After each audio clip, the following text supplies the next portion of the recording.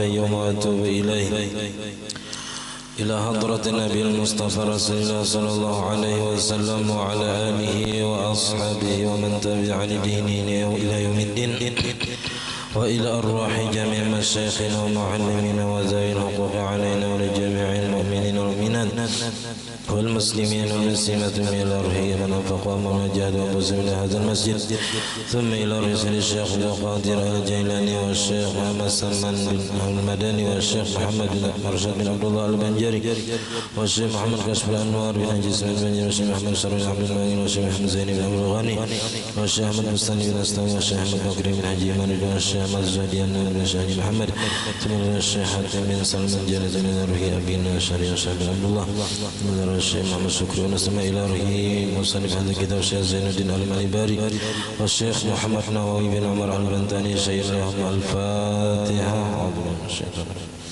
بسم الله الرحمن الرحيم الحمد لله رب العالمين الرحمن الرحيم مالك يوم الدين إياك نعبد وإياك نستعين اهدنا الصراط المستقيم صراط الذين أنعمت عليهم غير المغضوب عليهم ولا الضالين آمين. بسم الله الرحمن الرحيم الحمد لله رب العالمين اللهم صل وسلم وبارك على سيدنا محمد وعلى آله وصحبه أجمعين. أما بعد سبحانك لا علم لنا إلا ما علمتنا إنك أنت العليم الحكيم ولا حول ولا قوة إلا بالله العلي العظيم. رب اشرح لي صدري ويسر لي أمري واحلل عقدة من لساني يفقه قولي وسدد لساني واهد قلبي بحق سيدنا محمد صلى الله عليه وسلم. قال المصنف رحمه الله ونفعنا به وبجميع علومه في الدارين آمين.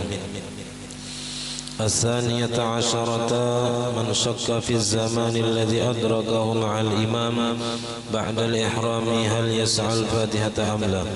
الثالثة عشرة من نذر على نفسه قراءة سورة في الصلاة وبعد ركوع إمامه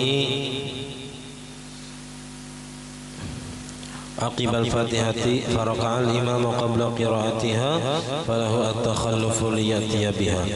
الرابعة عشرة من شك قبل ركوعه وبعد ركوع إمامه في حروف الفاتحة فإنه يأتي بما شك فيه. Alhamdulillah, puji dan syukur kita hadir ke hadirat Allah Subhanahu wa taala yang mana dengan limpahan rahmat, taufik, hidayah serta inayahnya sehingga kita dapat sama-sama berkumpul di masjid yang mulia ini. Mari kita bersama-sama berniat i'tikaf di dalam masjid. Bismillahirrahmanirrahim. Nawaitu an a'takifa fi hadzal masjid sunnatan lillahi ta'ala. Sengaja aku beriktikaf di dalam masjid sunat atas karena Allah taala. Dan kita juga selalu bersyukur kepada Allah Subhanahu wa taala yang senantiasa memberikan kepada kita bermacam-macam nikmat dan anugerah. Di antara nikmat terbesarnya nikmat iman dan Islam, dijadikan kita umat Nabi Muhammad sallallahu alaihi wasallam, dipanjangkan umur kita, disehatkan badan kita sehingga kita sama-sama kembali menuntut ilmu agama. Kita masih membicarakan masalah makmum yang boleh bertinggal sampai 3 rukun tawil. Ada 14 masalah. Masalah yang ke-12 yaitu man syakka fi zamanil ladzi adrakahu ma'al imam. Orang yang ragu-ragu pada waktu yang mendapati ia beserta imam ba'dal ihrami, sesudah takbiratul ihram. Hal yas'ul fatihata am la, apakah sempat membaca Fatihah atau kada. Ini kita datang ke masjid, misalnya kayak sembahyang zuhur lawan asar itu kan kadang-kadang ngaran bacaan imamnya. Lalu kita ragu-ragu apakah aku ini masbuk atau kada, apakah aku ini sempat membaca Fatihah atau kada. Ternyata ada sempat, berarti kan ini menduga dirinya ada masbuk. Hukum asalnya ada masbuk. Nah maka dalam hal ini ia boleh bertinggal sampai 3 rukun tawil. Beda kalau ia semalam yakin bahwasanya ia adalah orang yang masbuk. Nah maka kada boleh ia membaca nang sunat-sunat bilanya membaca nang sunat-sunat, nah maka harus membaca Fatihah sekedar membaca nang sunat tadi. Bilanya sempat mendapati imam di dalam ruku, sempat tumakninah, maka dapat rakaat. Bila kada sempat, maka kada dapat rakaat. As-salisata asyara, yang ke-13, man nazara ala nafsihi, seseorang makmum yang bernazar atas dirinya, yang mewajibkan atas dirinya, aku bernazar. Nah, apa bernazarnya? Qira'at suratin bis shalah, aku hari ini bernazar membaca surah di dalam sembahyang maghrib misalnya, imbah Fatihah. Nah, maka wajib hukumnya seseorang makmum tadi membaca surah di dalam sembahyangnya. Aqibal Fatihah, sesudah Fatihah wajibnya membaca surah. Padahal hukum asalnya kada wajib, sunat saja membaca surah di rakaat pertama dan kedua. Nah, tapi karena dinazarkannya maka jadi wajib surah tadi. Faraka'al imamu, maka ruku' si imam qabla qiraatiha, sebelum inya membaca surah tadi, atau belum tuntung membaca surah, imamnya sudah ruku', falahu takhallufu liya'tiya biha, maka boleh bagi si makmum yang bernazar membaca surah tadi bertinggal untuk membaca surah yang inya nazarkan membaca tadi, dan dimaafkan sampai 3 rukun tawil juga. Ar-rabi'ata asyarata, yang ke-14, man syakka qabla ruku'ihi, siapa yang ragu-ragu atau orang yang ragu-ragu sebelum rukuknya si makmum nih. Si makmum ni belum lagi ruku', wa ba'da ruku' imamihi, dan imamnya sudah ruku'. Imam sudah ruku', si makmum belum ruku' lagi, timbul ragu-ragu fi hurufil Fatihati, pada huruf-huruf Fatihah yang telah dibacanya, ada yang kada pas misalnya. Fa innahu ya'ti bima syakka fihi, maka bahwasanya ia mendatangkan atau membaca dengan huruf-huruf Fatihah yang ragu-ragu ia padanya. Tabaca tadi kadakah misalnya, maka wajibnya bertinggal untuk mengulangi Fatihah nang ragu-ragu tadi. Wa ba'duhum, dan sebahagian ulama, yaj'alu takhallufa litartili mas'alatan mustaqillatan, sebahagian ulama menjadikan bertinggal karena bertartil, membaca Fatihah dengan jelas hurufnya dan panjang pendeknya, lantaran inya tartil semalam ketinggalan apa aja kita rukuk beserta imam, ketinggalan beberapa rukun. Nah, asal jangan lebih daripada 3 rukun aja, nya terlambat karena membacanya dengan pelan dan tartil. Fayu'addul masailu, maka dihitung mas'alatul mustaqillah, masalah yang tersendiri, artinya masalahnya jadi bertambah kalaunya seseorang bertinggal karena hendak membaca Fatihah itu dengan tartil, jelas makharijul hurufnya dan jelas panjang pendeknya. Fayu'addul masailu, maka dihitunglah masalah-masalah di atas itu, khamsa asyarata, ada 15. Kada 14 saja, jadi 15. Wa fi jami'i hadhil masaili, dan pada ini semua masalah, yughtafaru lahu takhallufu bi salasati arkanin tawilatin, dimaafkan baginya bertinggal sampai 3 rukun tawil. Hadza kulluhu fil ma'mumil muwafiq, ini semua pada makmum nang muwafiq, yaitu makmum nang kada masbuk, makmum yang mulai inya takbiratul ihram sampai imam ruku itu sempat membaca Fatihah, waktunya sempat. Seandainya imam baca Fatihah kawa kita, nah itu disebut makmumnya muwafiq dengan bacaan nang sedang semalam bacaan sedang. Seandainya ini membaca bacaan yang sedang, kada terlalu laju, kada terlalu lambat, maka sampat waktunya membaca Fatihah di situ. Nah, berarti orang itu disebut makmum muwafiq. Kalau nya kada sempat, baik keseluruhan Fatihah atau sebahagian Fatihah, mulai inya takbir sampai imam ruku tuh kada sempat membaca Fatihah atau sebahagian Fatihah, maka dihukumkan masbuk. Nah, adapun wa ammal masbuk wa huwa diddul muwafiq. Ini karena masbuk itu lawanannya adalah makmum muwafiq. Jadi makmum itu ada dua, ada makmum nang masbuk, ada nang makmum nang muwafiq. Nah, kemudian kita membahas masalah hukum-hukum berkorban.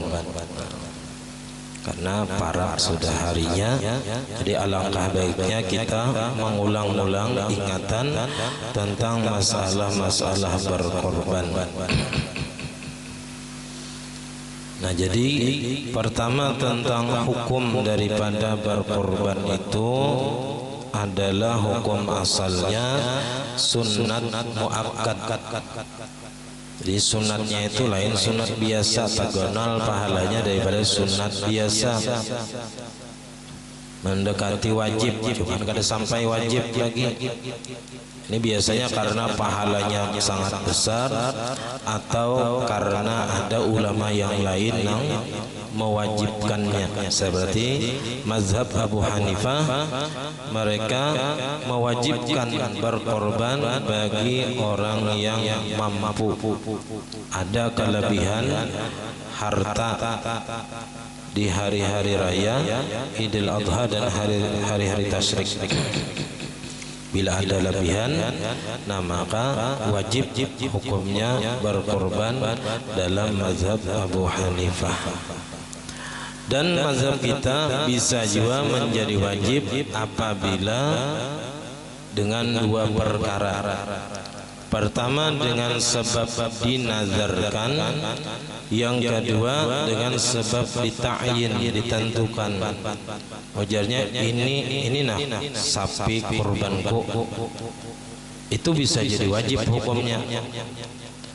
Tapi di dalam kitab Syarah Yaqutun Nafis di situ disebutkan orang-orang awam kada tahu nama masalah ini kebanyakannya. Nah, orang-orang awam dimaafkan dalam masalah ini apabila tujuannya itu bahabar aja, bukan menentukan apa aja kita menentukan korbannya. Kalau menentukan binatang korbannya tadi hukumnya jadi wajib. Aku tahu nih berkorban lawan kambing ini nah itu langsung jadi korban wajib. Bila menentukan binatang korbannya tadi. Tapi bilanya tujuannya itu bahabar aja, aku tahu nih berkorban pakai kambing nang ini, tapi tujuannya bahabar, ujar ulama sebagian itu kada wajib ya, karena sekedar bahabar aja, kada menentukan. Apalagi ini masalahnya ya kan di Indonesia kada tapi tahu orang masalah ta'yin menentukan binatang korban ini. Jadi bilang kada ada nang wajibnya, kamunya bahabar kayak itu aja, sekedar bahabar aja, bukan menta'yin menentukan, kada.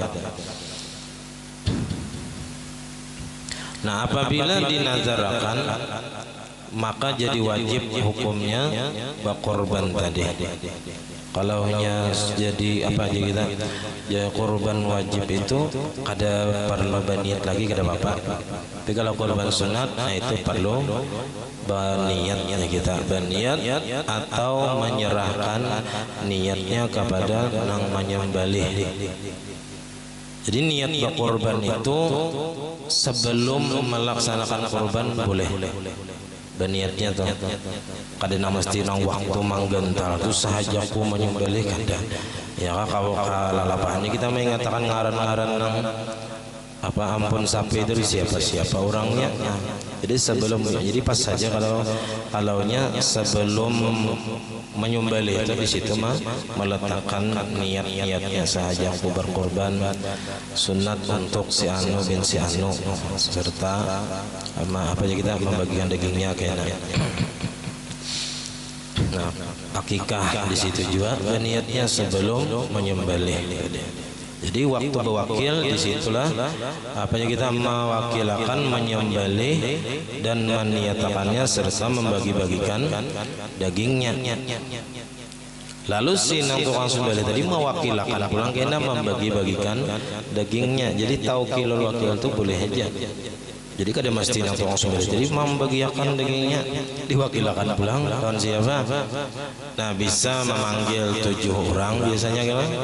Bisa juga langsung ke panitia. Kalau di lain itu langsung aja ke panitia korban tukang sembelihnya. Jar tukang sembelih. Nah panitia, nah ini sapi nah sudah aku sembelihkan pembahannya. Nah, aku serahkan kepada panitia untuk membagi-bagikannya karena memang tugas membagikannya itu adalah panitia korban. Jadi kada apa kada mangiau 7 orang yang bahasa nang kada kana aja gitu biasanya kan gitu. Nah, seandainya langsung ke panitia sama aja juga, sama-sama diwakilakan aja tuh lan siapakah ya kan. Nah, lamun panitia nyata sudah namanya panitia tukang baginya.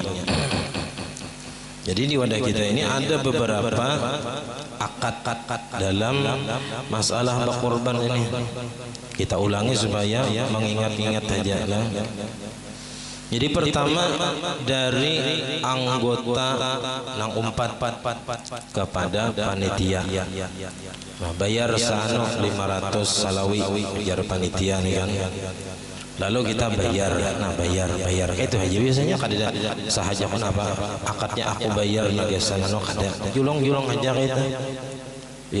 Tahu aja lil ma'lum sudah. Nah kayak kita berpintaan biasan maulid, biasan rajab, biasan haul sesaman, minta-mintaan gitu kan sambut-sambut aja kada nang akad pastilah tuh kada. Karena ini masalah bari memberi hadiah. Nah, jadi kita kada barisan, adanya kada barisan. Kalau barisan itu rata sama bayarnya sampai habis anggotanya sama. Ada kita ini kada menyesuaikan apa aja kita harga sapinya bisa naik harus harganya. Jadi kita tujuannya ini tujuan kita jadi bayaran ini ya saling tolong menolong itu aja. Tolong menolong aja supaya ada pahala wa ta'awanu 'alal birri wat taqwanya, saling tolong menolong dalam kebaikan. Amunnya kita masing-masing menukar sapi, masing-masing menukar kambing, bisa kada tertukar ya kan, hadang siapa ya kan, ada aja bang namanya cuman ya kita amunnya pribadi itu ya kan, nang lain asang alihai manggini kecuali di sarwani, tapi amunnya kita bersamaan ya kan sama-sama menggawinya. Nah kita membantu manggini siapa nang hendak berkorban kita gini kita beri ya kita. Nah lalu pulang dari panitia kepada penjual sapi. Nah di sini bakat si panitia bakat lawan penjual sapi. Berapa harga sapi? 2 ekong misalnya, harganya sano. Bayari akati. Nah kemudian panitia lawan nang berkorban. Jadi hukumnya panitia nang ampun sapi tadi dahulu kayak itu. Nah biasanya kan panitia lawan nang berkorban atau nang bakikah ini jual beli ya kah, dijuali pulang ya kah, menjuali nang berkorban sepertujuhnya sano biasanya di duite, sedangkan duitnya kada lagi nang dijulong. Nah sedangkan jual beli itu harus ada barang, ada duitnya. Jadi nang bagusnya itu si panitia kepada nang kana itu memberi ihja supaya dapat pahala juga, pahala menolongi. Nah jadi pahala menolongi juga memberi, panitia memberi pulang lawan nang kana, baik nama korban atau bakikah. Jadi serahkan kena setiap nang seekong sapi bertujuh ya kan. Nah siapa sapi nang pertama 7 orang. Nah karena bila datang sapinya kiawi nang kana tadi. Nah ini sapi sepertujuhnya kami beriakan ikam. Ya, aku terima aja pai sapinya. Ya sudah. Kayak itu aja. Kadang akad jual beli lagi, akatan aja, bari memberi aja supaya dapat pahala situ. Tak kenal pahala memberi pada menjuali.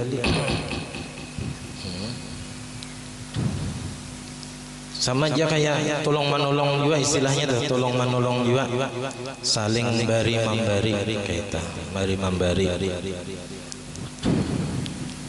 Nah kemudian hanya karena korban atau akikah lawan tukang sembelih. Ini wakil istilah. Sesudah menerima sepertujuh dari seekor sapi. Jadi tahu dulu sapinya nang mana, ya kah, diserahkan dulu hanya berniat apa bewakil kah. Jangan bewakil dulu hanya tahu di sapinya. Kada tahu sapinya lagi nang mana, belum diterima. Nah hanya tukang sembelih kepada panitia. Nah panitia hanya membagi kepada anggota atau yang lainnya yang kada umpat dapat juga, ya kah, di wilayah kita sini. Nah itu diantara masalah berkorban. Nah lalu apabila korban itu wajib, bisa dengan nazar tadi. Ya kan? Nazar itu bisa karena ada sebab inya menggantungkan kepada sesuatu. Bila aku jadi pembakal aku tahun ini berkorban, maka wajib berkorban tuh. Maka bilanya korban wajib, kada boleh memakan daripada binatang korbannya tadi walaupun sedikit, kada boleh. Termasuk juga anggota keluarga yang wajib diongkosinya, kada boleh juga memakan daging korbannya. Bila nyata makan wajib mengganti dan dijulung kepada fakir miskin. Jadi penyaluran apa aja kita korban wajib itu kepada fakir miskin, kada boleh kepada orang sugih. Kalau korban sunat itu kada apa-apa orang sugih yang dapat orang miskin, kada apa-apa, kada ada masalah. Kalau korban sunat boleh kita memakan sampai sepertiga, boleh. Sepertiga dimakan, sepertiga diberiakan lawan orang sugih, sepertiga kepada fakir miskin. Itu nang bagusnya. Disedekahkan bertahan itu lebih baik lagi, bagus lagi. Bertahan disedekahkannya bagus lagi. Cuman kalau hendak apa aja kita makan gasan seorang boleh aja kalau korban sunat.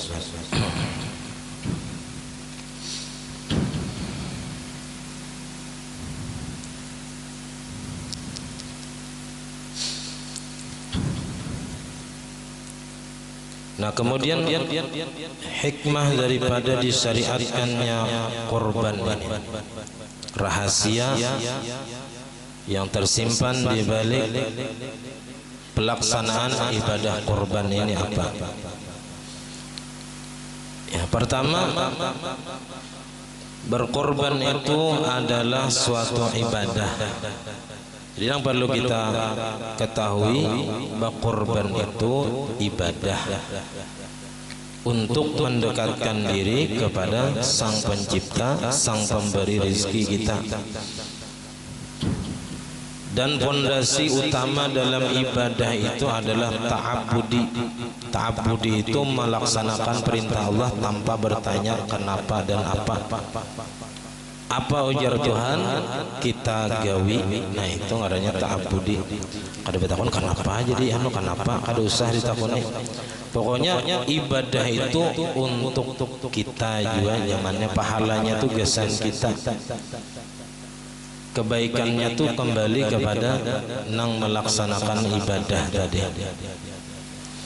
Nah kedua, hikmah disyariatkannya berkorban itu sebagai ungkapan syukur kita kepada Allah yang memberi kita nikmat nang banyak, nang lebihan, ya. Karena kada sama Tuhan memberi nikmat setiap orang, tuh kada sama. Pasti belain ya kita kayak apa aja biar dang sanak kambar itu kada sama rezekinya lain.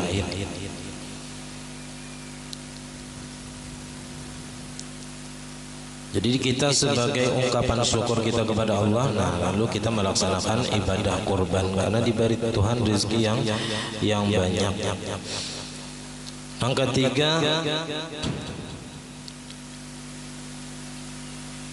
memperbanyak sedekah kepada keluarga, kawan dan orang-orang fakir, tetangga dan orang-orang sekitar kita. Dengan berkorban tadi, ya kita bisa memperbanyak bersedekah lewat ibadah kurban tadi. Yang keempat ialah mengharap pahala dari Allah Subhanahu wa taala dan diampuninya dosa-dosa. Yang kelima, memperkuat tali persaudaraan antara sesama umat Islam dan menanamkan semangat gotong royong di antara umat Islam. Lihat aja bila di kampung situ kadang melaksanakan ibadah kurban, sunyi benar raya. Ya kah? Tapi bilanya berkorban mengaraminya, ya kah? Lapah sama-sama lapah, nyaman sama-sama nyaman, ya kah? Nah itu bang, ya kah? Di antara hikmah dilaksanakannya ibadah kurban. Lagi boleh kita ni marami benar. Coba kada ada sapi masunyi benar raya.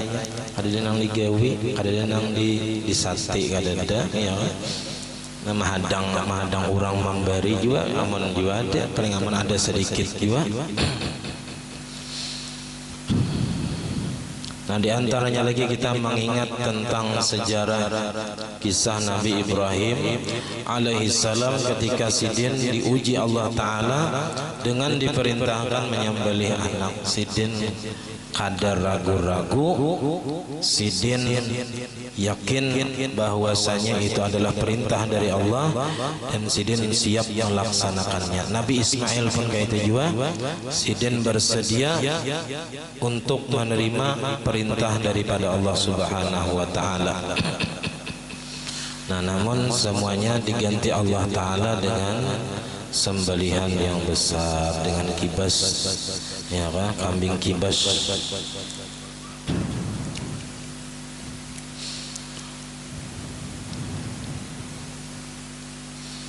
Nah di antaranya lagi, nah, tahun tadi kita kadada nang bersusumpal lah, nah tahun tadi kadada. Karena ya dalam pelatihan penyembelihan kurban tahun tadi itu ada arahan daripada narasumbernya, ujar Sidin, kalau yang menyembelih itu darahnya itu dilihatkan aja mengalir, jangan diapa-apai, supaya darahnya itu habis keluar dari awak sapi tadi.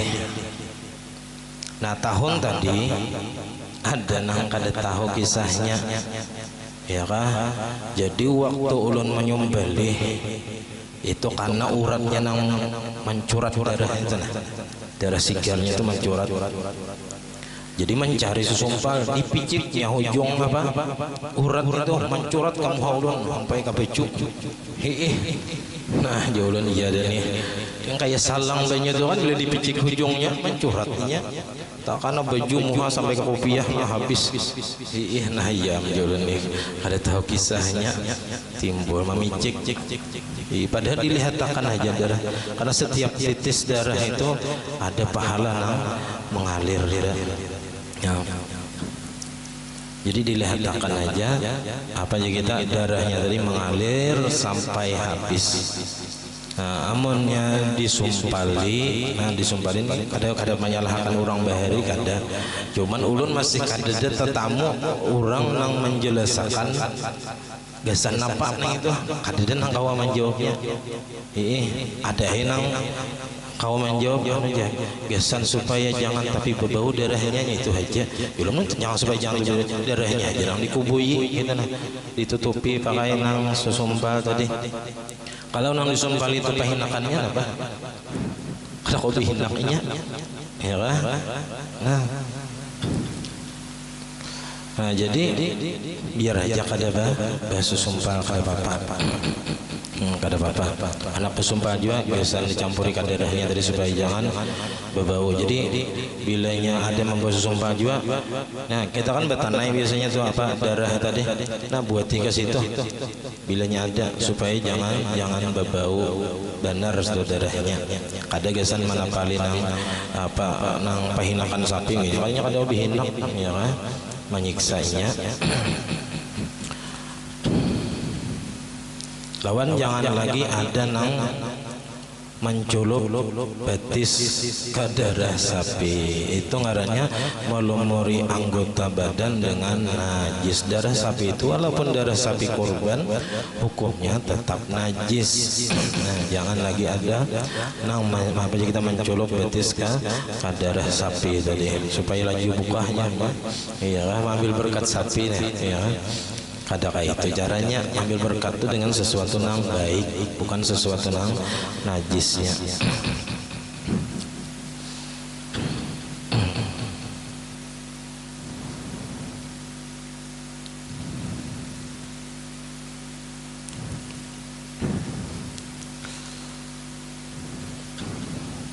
Nah, jadi waktu menyembelih kurban itu sesudah timbul matahari dan sesudah sembahyang Idul Adha 2 rakaat dan 2 khutbah. Itu waktunya, kada boleh sebelumnya. Nah, kalau sebelumnya kada dinamakan kurban bagainya.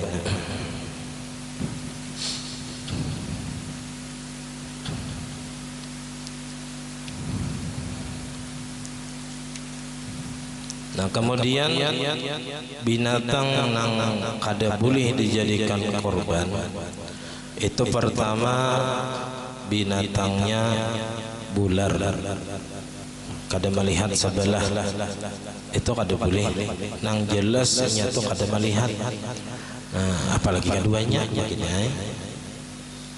Yang kedua pincang betisnya berjalan nabilanya bersangatan pincangnya kada kawa apa sebelah kada kawa berjejaknya kita. Nah, itu aman pincang sedikit aja kada masalah. Saya bakas turun di motor banyak palecok pincang sedikit nah kada masalah. Penang kada boleh itu pincang benar patah betisnya. Nah, yang ketiga sakit garing sapinya. Nah, kada tapi makan ya kita, kada tapi guring lalu jadi kurus misalnya. Nah, itu kada boleh. Apalagi ada penyakit di dalam parutnya, cacing pita misalnya. Nah, jadi harus nang bujur-bujur sehat. Nang keempat, sapi atau binatang korban itu nang kurus, ada boleh kurus benar, tulangnya aja lagi, dagingnya ada.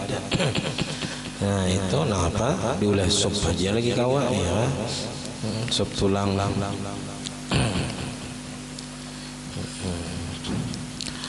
Nah, kemudian binatang yang boleh dijadikan korban atau akikah sama aja. Itu dari jenis kambing, baik itu kambing kacang atau kambing domba. Tapi beda umurnya, karena kalau kambing domba itu 1 tahun lebih itu sudah bisa dijadikan binatang korban. Kalau kambing kacang, kambing Jawa itu mesti 2 tahun lebih. 2 tahun lebih. Kalau sapi itu harus 2 tahun lebih juga.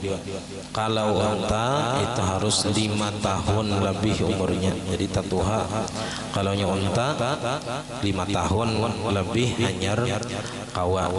Jadi 5 tahun lebih sehari misalnya, nah itu kawa sudah dijadikan binatang korban.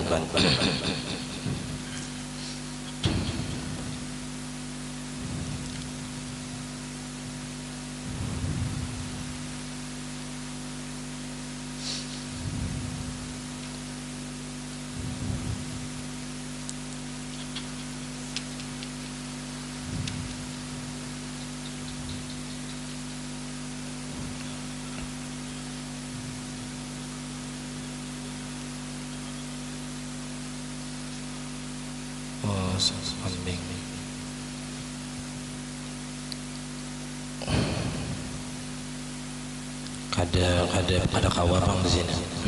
Tapi di sini kada ada bang. Rasanya kada kawa 1 ekor kambing untuk dua niat ya, 2 niat kurban dan akikah. Kalau di sini 1 kambing untuk 1 orang aja ya. Adalah 1 kambing untuk 2 niat akikah dan kurban.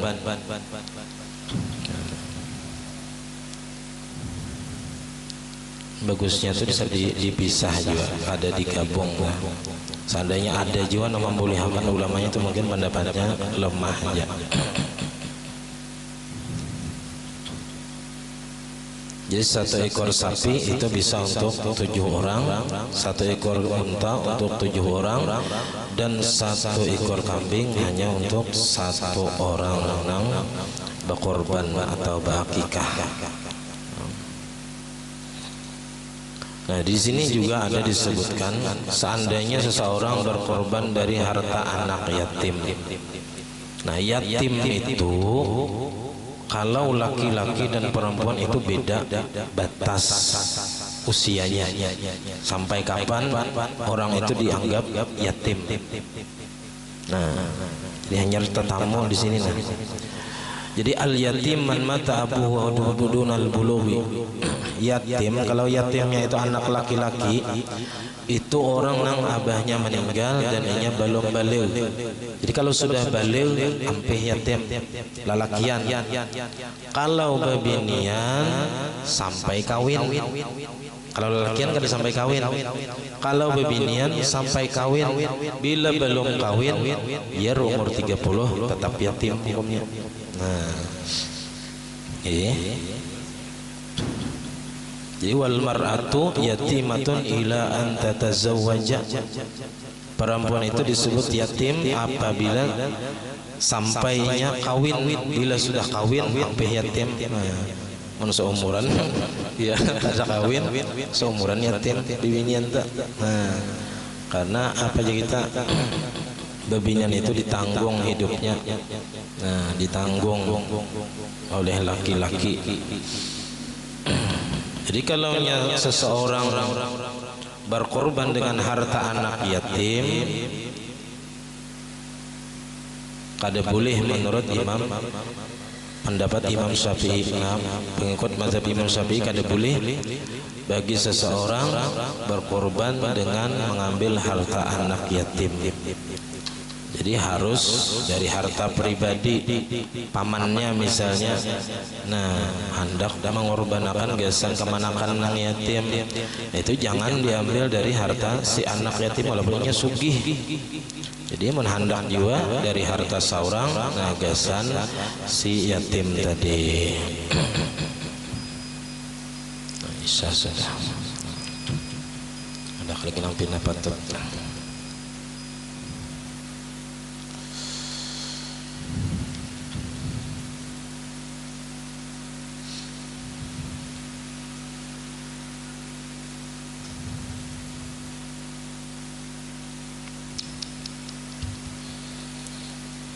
Nah, itu aja yang kawan kita sampaikan, mudah-mudahan ada manfaatnya ya. Ala hadhihi al-Fatihah. A'udzubillahi minasyaitonir rajim. Bismillahirrahmanirrahim. Alhamdulillahirabbil alamin arrahmanir rahim maliki yaumiddin. Iyyaka na'budu wa iyyaka nasta'in. Ihdinas siratal mustaqim. Shiratal ladzina an'amta 'alaihim ghairil maghdubi 'alaihim waladdallin. Amin. Bismillahirrahmanirrahim. Alhamdulillahirabbil alamin. Allahumma shalli wa sallim wa barik ala sayyidina Muhammad wa ala alihi wa sahbihi ajma'in. Allahumma faqihna fid din wa 'allimna at-ta'wil warzuqna al-ikhlas fi talabil 'ilm وفي نشره وفي جميع الطاعات. اللهم استر عيوبنا وعيوب معلمين عنا ولا تذهب بركات علومهم عنا. اللهم أغننا بالعلم وزينا بالحلم وأكرمنا بالتقوى وجملنا بالعافية. ربنا لا تزغ قلوبنا بعد إذ هديتنا وهب لنا من لدنك رحمة إنك أنت الوهاب. ربنا هب لنا من أزواجنا وذريتنا قرة أعين واجعلنا للمتقين إماما. ربنا آتنا في الدنيا حسنة وفي الآخرة حسنة وقنا عذاب النار. وصلى الله على سيدنا محمد وعلى آله وصحبه وسلم. الحمد لله رب العالمين. ما شاء الله لا قوة إلا بالله.